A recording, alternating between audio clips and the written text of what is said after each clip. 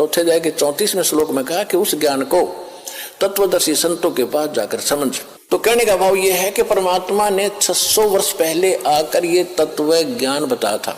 तो जब काल से बात हुई थी और परमात्मा अपने जोगजीत पुत्र के रूप में आए थे, जब काल के लोक में प्रवेश किया, किस लिए आए थे? कि हमें दुखी देखा कि ये मेरे बच्चे वहां कितने सुखी थे, कोई दुख नहीं था, कोई मृत्यु नहीं, कोई कैंसर नहीं, कोई कोढ़ नहीं, कोई बीपी हाई ना लो होता था, ना कोई शुगर बीमारी थी, और ना इनको खाने का अभाव था, मजदूर बने फिरते। काल ने हमारे को कितना मूर्ख बना रखा है।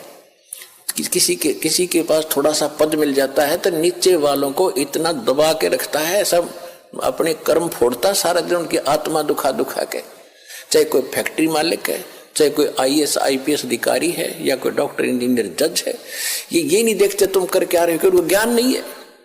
किसी की आत्मा दुखावे, होय होय, उसका, ये परमात्मा के बच्चे हैं। आप कहते हैं जो तगड़ा व्यक्ति और निर्बल को सताता है उसकी आत्मा रोती है।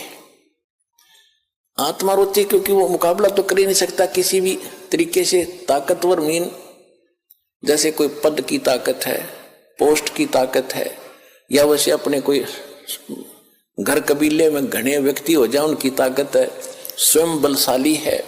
तो इस तरह का व्यक्ति गरीबों को सताता है, अपने से नीचे वालों को इतना तंग करता है कि जितना वो कर सकता है बिना ज्ञान के। तो यहां परमात्मा ने आके बताया है कि कबीर गरीब ना सताइए, जाकी मोटी हाय, और बिना श्वास की जीव से लो भस्म हो जाए। देखो, कहते हैं गरीब को ना सताना, आपकी ये हालत हो जाएगी, क्योंकि वो तो जीवित श्वास है, आत्मा से उसका कनेक्शन है, रो रहा है, उसकी आत्मा दुखी है, तो उसको जरूर प्रतिफल मिलेगा, 2 दिन पीछे मिल जाएगा। उदाहरण दिया है कि जैसे पहले एक धौंकनी होती थी, पशु के चाम की बनाई जाती थी, और लोहार और सुनार लोग उसी का प्रयोग करते थे।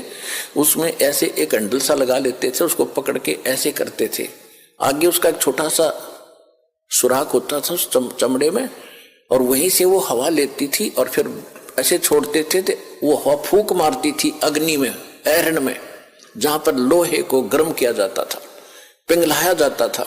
तो परमात्मा कहते हैं कि वो बिना जीव की श्वास, यानी मरे हुए जीव पशु की खाल की श्वास ने लो को भस्म कर दिया।